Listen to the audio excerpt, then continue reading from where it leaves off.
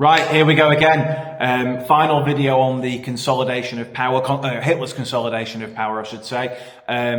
I haven't even done any cards for this one because I think this is probably going to be one of the quickest or shortest videos that I've ever done. Because even though the event that I'm talking about today is very significant, it's literally just, it's the death of someone. Someone dies, and all you need to understand is why that person dying is such a significant event in Hitler's consolidation of power. So yeah, Hitler's consolidation of power, the death of President Hindenburg. That's what we're looking at today. So yeah, President Hindenburg dies on the 2nd of August 1934 of old age. He was 84, which is obviously quite old. So he died 2nd of August 1934, and if we rewind a little bit, as you know, or you should know, Hindenburg has been obviously the president of Germany, and he was the last figure, the last political figure anyway, who had any power, any sort of power, legal power, to oppose Hitler. You know, the president, as you know from the Weimar Constitution work that we've done, the president appoints and sacks the chancellor. So, you know, Hindenburg could have got rid of Hitler. It was Hindenburg who gave Hitler the position and could have taken it away. Once Hindenburg is dead, as I say, there's no one left who can legally oppose Hitler. You know, Hitler's done a good job of getting rid of his opposition, with the Night of the Long Knives. Before that, he'd obviously had the Enabling Act passed, which gave him, you know, pretty much complete power, apart from, you know, Hindenburg still being in charge, you know, where he can overrule the Reichstag and he can make up whatever law he wants. He doesn't need the Reichstag.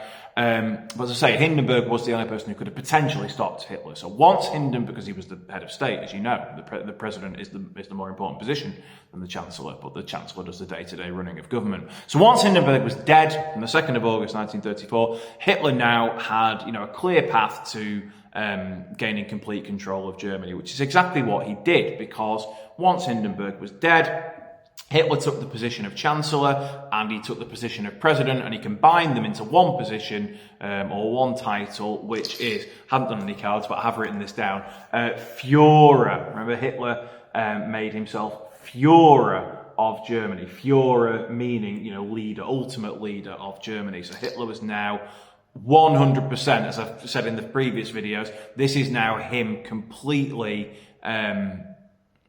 he is the dictator of Germany. There's now nothing to stop him, no barriers or things stopping his power.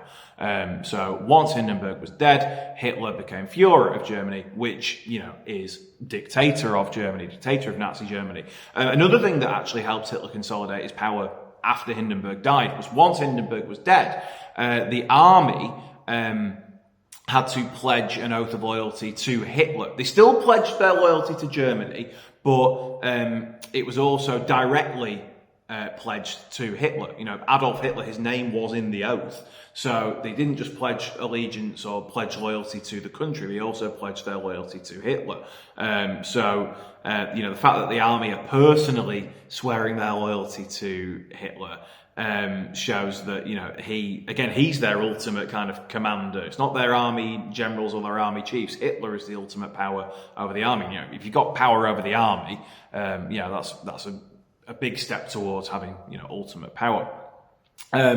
So yeah, Hindenburg dying, no one can, you know, stop Hitler. The oath being pledged directly to him from the army, again, kind of underlines his power. The fact that he gives himself the position of Führer, you know, where it's chancellor and president combined.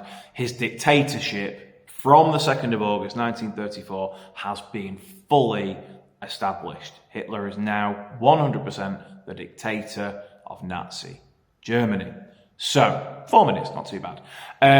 So that's the final step in Hitler consolidating his power. So if you watch all these Hitler consolidation of power videos together, you'll have a good idea of the steps he took from once he'd become chancellor, how he then went from chancellor to Führer in the space of, what, a year and a half, less than 2 years.